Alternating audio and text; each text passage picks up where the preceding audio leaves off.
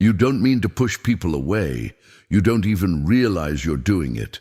But there are 3 words you say sometimes without thinking that make people slowly lose respect for you, and they won't tell you. They'll just quietly leave. We think it takes big arguments or dramatic betrayals to push people away, but often it's the small things, small words, small patterns, small habits that slowly erode the trust and respect someone has for you. And today, psychology reveals exactly what these words are, why they have such a powerful effect, and how you can replace them with something that builds connection instead of breaking it. Let's get into it. The first word that silently pushes people away. Think about it. Have you ever been around someone who constantly talks about themselves, their problems, their achievements, their opinions, their day? Every conversation somehow circles back to them. You start to feel less like you're in a conversation and more like you're an audience. And over time, that doesn't feel good. It feels draining. Now, I'm not saying you shouldn't talk about yourself. Of course you should. But when I becomes the center of every sentence I think I feel I need, I want people start to feel invisible. They feel like their thoughts, their feelings, their experiences don't matter. And slowly, they stop investing in the connection. Psychologists call this conversational narcissism. It's not always loud or obvious, it's subtle. It's someone who always steers the conversation back to themselves, who listens just enough to find a way to talk about themselves again. And the effect is powerful. People don't feel heard. And when people don't feel heard, they stop respecting you. Not out of anger, out of exhaustion. The fix is simple but powerful. Start asking more questions. Make space for others to share. Shift your focus from what I want to say to what they need to hear. People don't remember what you said.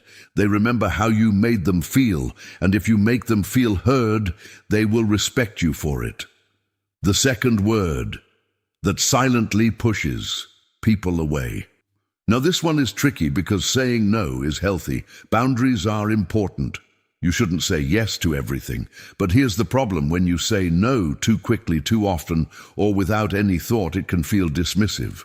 Think about when someone asks you for help or offers you something or shares an idea with you, and you respond with a quick, flat no, no explanation, no acknowledgement, no warmth.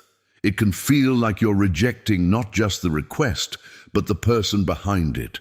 It can feel like their effort, their time, or their feelings don't matter.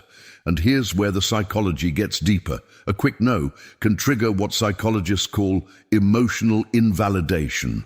It's not just that you said no. It's that you said no in a way that made the other person feel unseen. They didn't feel like their attempt was recognized. They felt dismissed. And the more often this happens, the more people start to distance themselves from you.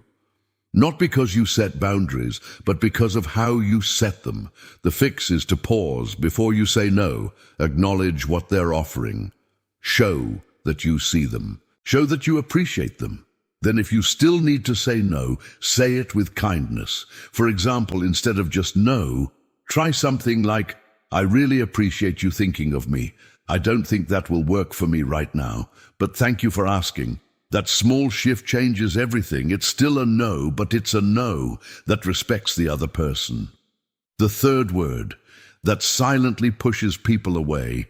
We all say it. How was your day? Fine. How are you feeling? Fine. Are you okay? Fine. But the way you say it can be one of the most dismissive things you do. When someone asks you how you're doing and you say fine with no energy, no emotion, you're essentially cutting the conversation short. It's a signal that says, "I'm not interested in sharing more, don't ask me again." And even if that's not what you mean, that's what people hear. Here's the thing, people read between the lines. A disconnected fine can make them feel like you're shutting them out. It can make them feel like their concern doesn't matter. It can make them feel like they're bothering you. And when people feel like they're bothering you, they stop trying. The psychology behind this is called emotional availability. When you respond with a flat fine, you're signaling that you're not emotionally available. And emotional availability is the foundation of trust and respect. Without it, people can't feel close to you. They can't feel safe with you, and they slowly stop investing in you. The fix is to try being more honest, even in small ways. Instead of fine, try I'm okay but tired, or it's been a tough day, or even I'm still processing.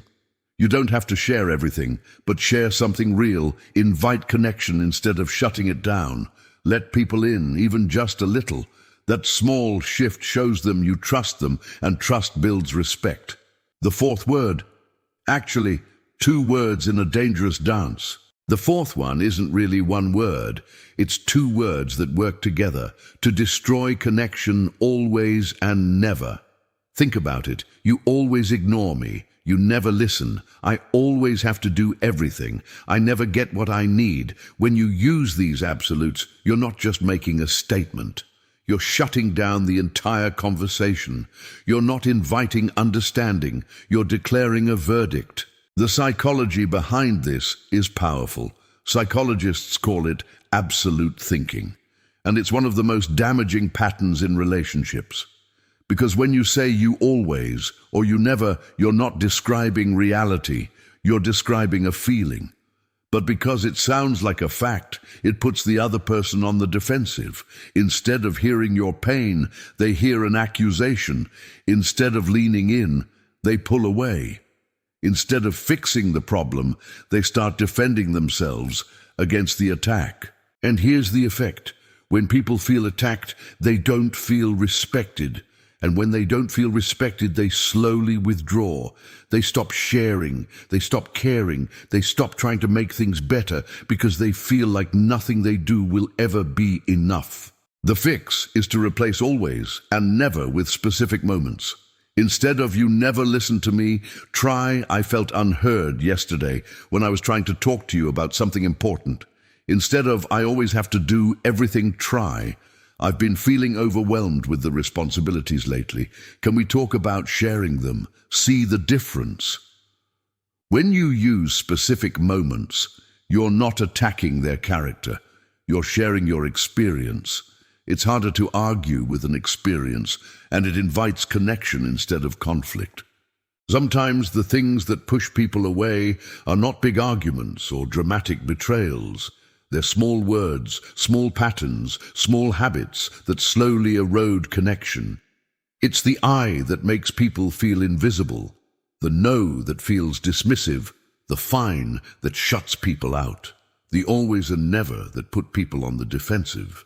But here's the good news. Once you know about them, you can change them, you can catch yourself, you can pause, you can choose a different word, a word that builds connection instead of breaking it. And when you do, you'll notice something beautiful. People will feel safer around you, closer to you, and more willing to stay in your life. If this message resonated with you, leave A in the comments. Which of these words do you catch yourself using? And subscribe for more relationship psychology and emotional insights. Thank you for being here. And remember, sometimes the smallest words carry the biggest weight.